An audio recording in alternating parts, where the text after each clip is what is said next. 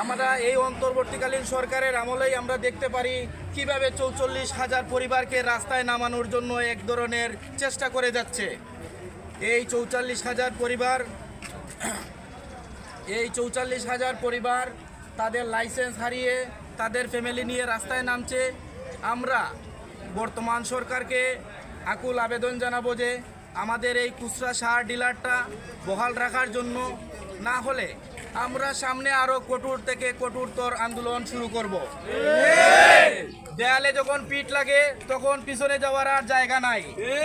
এই খুচরা সার ডিলাররা এদের লাইসেন্স বাতিল হওয়া মানে আমাদের দেয়ালে পিঠ লাগা।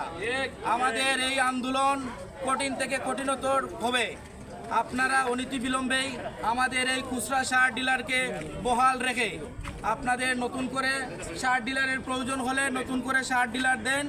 আমাদের সর্বশেষ দাবি একটাই থাকবে, আমাদের খুচরা সার ডিলারদের বহাল চাই।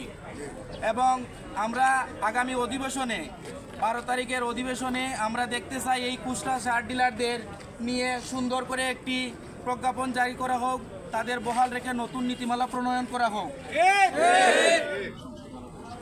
আমরা ইতিমধ্যেই আমাদের কৃষিমন্ত্রী এমপি মহোদয়, আমাদের স্থানীয় এমপি, অন্যান্য মন্ত্রী মহোদয়ের কাছে আমাদের এই প্রজ্ঞাপন বিষয়ে সবাইকে সচেতন করেছি।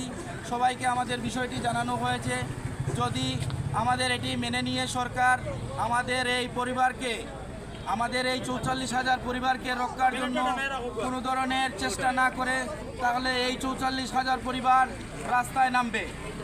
আমরা সর্বশেষভাবে আকুল আবেদন জানাই আমাদের এটা বহাল রাখার জন্য। বিশেষভাবে তারেক রহমান এবং কৃষিমন্ত্রীকে আমরা অনুরোধ জানাচ্ছি। আজকের এই প্রোগ্রামকে যারা সাফল্যমণ্ডিত করেছেন, যারা অনেক কষ্ট করে এসেছেন, সবাইকে ধন্যবাদ জানিয়ে